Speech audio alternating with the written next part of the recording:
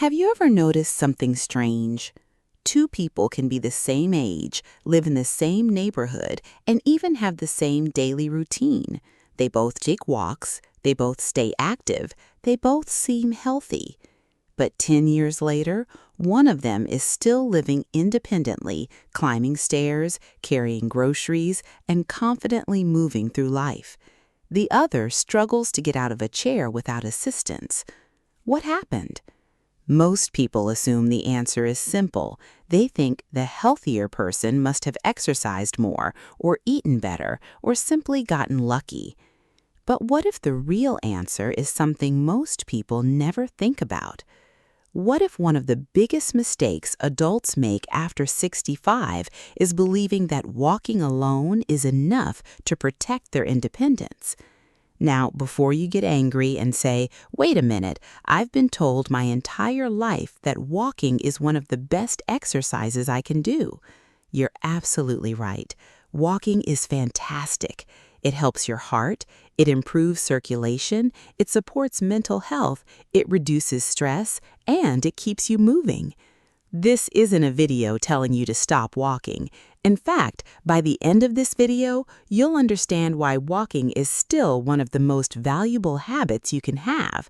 But you'll also discover why many seniors who walk every single day still find themselves becoming weaker year after year. And once you understand this, you may never look at healthy aging the same way again. Let's imagine two neighbors. We'll call them John and Robert. Both are 72 years old, both retired around the same time, both decided they wanted to stay healthy. Every morning, John wakes up, puts on his walking shoes, and heads outside for a 45-minute walk. Rain or shine, hot or cold, he's disciplined. His neighbors admire him. People often point to John as the example of healthy aging. Robert also walks, but not as much. Most days he walks about 20 minutes. Instead, Robert spends a few minutes doing things that seem almost too simple to matter. He stands up from a chair without using his hands. He balances on one leg while holding on to the kitchen counter. He performs a few heel raises while waiting for his coffee to brew. Nothing impressive, nothing you'd post on social media, nothing that looks particularly athletic. If you asked most people which man was aging better, they'd probably choose John. After all, he's doing more exercise, he's walking more, he's burning more calories, he's spending more time being active. But something surprising often happens. 10 years later, Robert is frequently the one who still moves with confidence. He's the one who can climb stairs without hesitation. He's the one who can get off the floor if he drops something. He's the one who can catch himself when he stumbles. Meanwhile, John may still be walking every day, but somehow everyday tasks feel harder than they used to. Why? Because walking and strength are not the same thing, and after 65, that difference becomes increasingly important. Here's where things start to get interesting. Most people think aging is simply about getting older, but aging isn't one thing. It's actually several different processes happening at the same time. Your heart changes, your bones change, your balance changes, your reaction speed changes, and perhaps most importantly, your muscles change. Many adults don't realize that beginning around age 30, muscle mass gradually starts declining. It's slow at first, almost impossible to notice, but after age 60, the process often accelerates. And here's the problem. You can lose strength without realizing you're losing strength. Nobody wakes up one morning and suddenly says, "Wow, my legs are weak today." Instead, the change happens quietly. The stairs feel a little steeper, getting out of a low chair takes a little more effort, carrying groceries feels slightly heavier, you stop kneeling because getting back up isn't as easy as it used to be.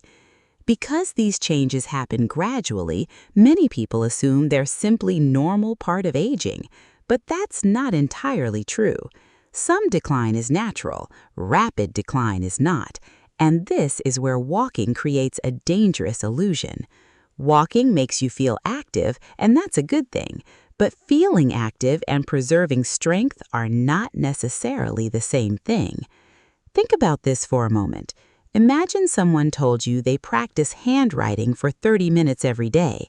Would that make them better at handwriting? Of course. But would it automatically make them stronger? Would it improve their balance? Would it improve their flexibility? Probably not. Walking works the same way. It improves certain abilities extremely well, but it doesn't automatically improve every ability your body needs. And one of the biggest surprises researchers have discovered is that the skills most closely tied to independence are often not the ones people focus on. Most people measure health by asking, how far can I walk? How many steps did I take? How long was my walk today? But there's another question that's often far more important. Can you stand up from a chair without using your hands? It sounds almost too simple, yet this single movement reveals an incredible amount of strength, mobility, and future independence. And the reason why may surprise you. Let's take a closer look at that question. Can you stand up from a chair without using your hands? At first glance, it sounds almost ridiculous. Of course you can. Or at least most people assume they can. But try it sometime. Sit in a chair with your arms crossed over your chest. Now stand up. Don't push off the armrests. Don't use momentum. Just stand. If that movement felt challenging, you're not alone. And if it felt easy, that's excellent news. Because what you just tested wasn't simply your ability to stand up. You tested something much more important. You tested functional strength. Functional strength is the kind of strength your body uses in real life, not in a gym, not on a machine, but in everyday situations. Getting out of bed, standing up from a chair, climbing stairs, picking something up from the floor, carrying groceries, getting in and out of a car. These are the movements that determine whether you remain independent as you age. And here's something fascinating. Many researchers have found that lower body strength is one of the strongest predictors of future mobility and independence. Not how many steps you take, not how far you walk, not how many miles you covered last week. Strength. Because real life doesn't ask how many steps you took yesterday. Life asks whether you can respond when something unexpected happens. And that brings us to another ability that many people overlook: balance. Most people don't think about balance until they lose it. When you're younger, balance feels automatic. You step off a curb, you turn around quickly, you walk across uneven ground. Your body adjusts without conscious effort. But as we age, that automatic system becomes less efficient. And here's the surprising part. Walking doesn't challenge balance very much. Think about your typical walk. You're moving in a straight line on a predictable surface at a comfortable pace. Your body quickly adapts, which means your balance system isn't being challenged enough to improve. This is one reason why someone can walk every day and still experience declining balance. Now here's where things become even more interesting, because strength isn't actually the whole story. There's another factor that may be even more important when it comes to preventing falls: reaction speed. Let's imagine two people walking through a parking lot. Both accidentally catch their foot on an uneven surface. The first person reacts instantly. Their muscles fire, their body adjusts, they recover. The second person reacts just a fraction of a second slower, not much slower, just enough. And suddenly, what could have been a minor stumble becomes a serious fall. That's because falls don't happen slowly. They happen fast, very fast. Most falls occur within seconds, sometimes fractions of a second. And in those moments, your body isn't relying on endurance. It's relying on strength, balance, coordination, and reaction speed working together. This is why some experts believe one of the biggest threats to independence isn't losing the ability to walk, it's losing the ability to recover. Recover your balance, recover your footing, recover when life throws something unexpected your way. And this is exactly where many seniors unknowingly leave a gap in their fitness. They focus on movement, but they don't train recovery. Now, before you start thinking this means you need intense workouts or complicated exercise programs, let me stop you right there. You don't. In fact, some of the most effective exercises for maintaining independence look surprisingly simple. Standing on one leg while holding a countertop, practicing sitting down and standing up from a chair, walking heel to toe, slowly stepping over small obstacles. Simple movements that challenge balance and coordination. The goal isn't to become an athlete, the goal is to preserve ability.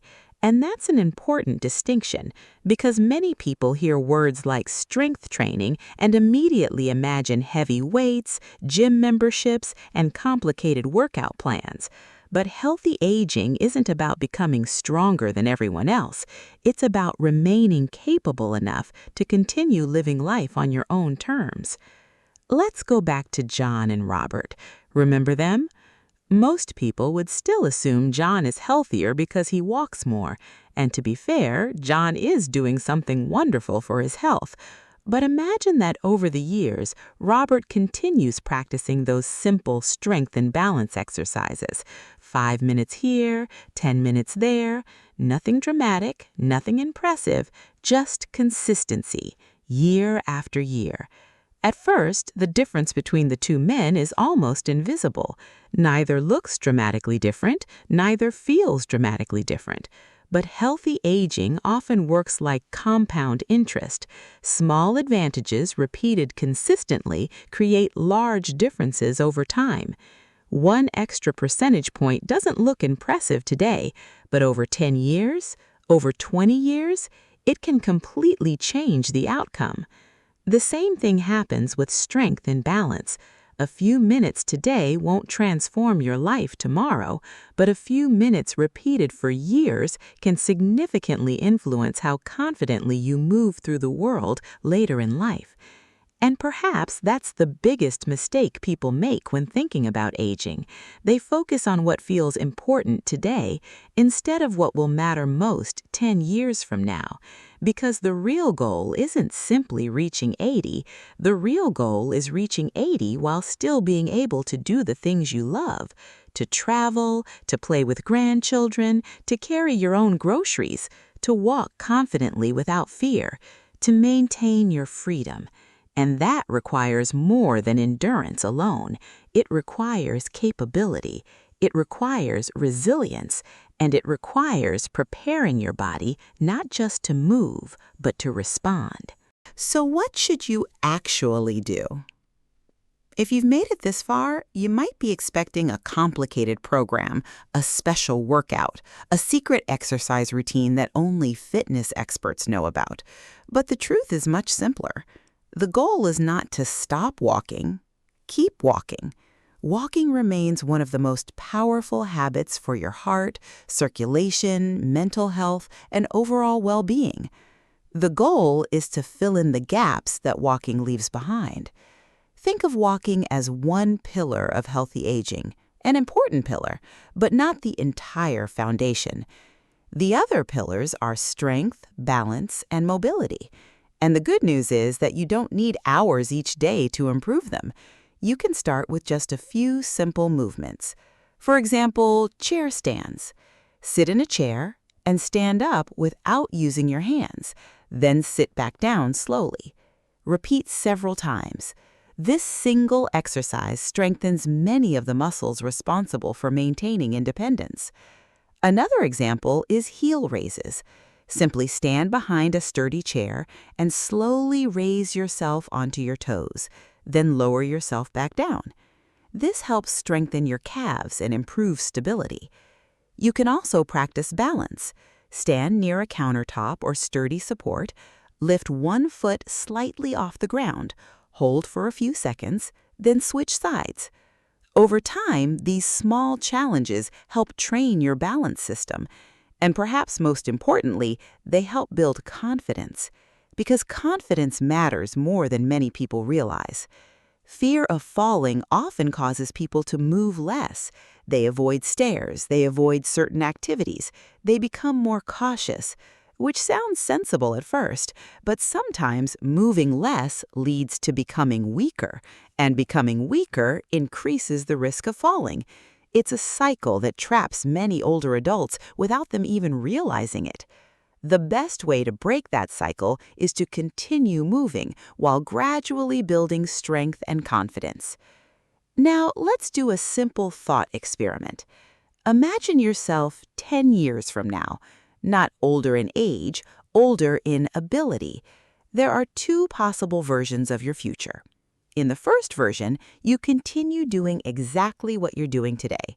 You stay reasonably active, you walk occasionally, but you never pay much attention to strength, balance, or mobility. In the second version, you continue walking, but you also spend a few minutes each week maintaining the abilities that support independence: standing, balancing, climbing, lifting, recovering. The difference between those two futures doesn't seem very large today, just a few minutes here and there, a few simple exercises, a little consistency. But healthy aging is often determined by small choices repeated over long periods of time. The future version of you doesn't care about perfect workouts. The future version of you doesn't care about fitness trends. The future version of you cares about being able to live life freely.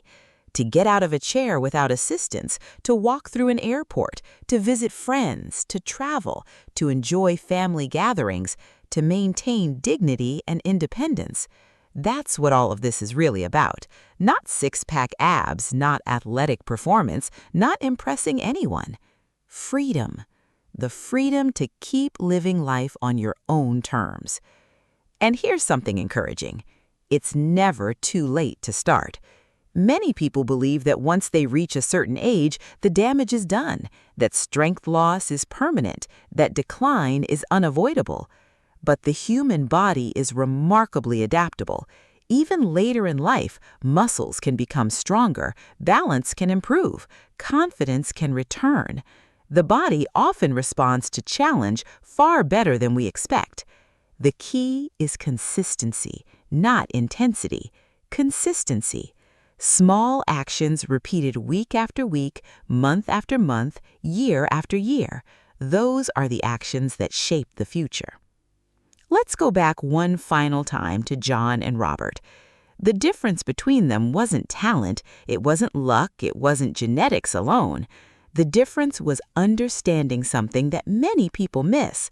Walking is important, but independence requires more. The ability to stand, the ability to balance, the ability to react, the ability to recover. Those abilities quietly determine how well we age. And fortunately, they're abilities we can continue training. So, if there's one thing I hope you remember from today's video, it's this. Don't just train to move, train to remain capable. Because healthy aging isn't simply about adding more years to your life, it's about adding more life to your years. Now, I'd love to hear from you. How old are you? Do you currently walk for exercise? And have you ever tried adding strength or balance exercises to your routine? Share your experience in the comments below. I read every comment and I'd love to hear your story. If you found this video helpful, please take a moment to like the video and subscribe to Brightspan. Our mission is simple, helping you stay strong, independent, and confident for as many years as possible. Thank you for spending these minutes with me today. Take care of yourself, keep moving, keep growing stronger, and I'll see you in the next video.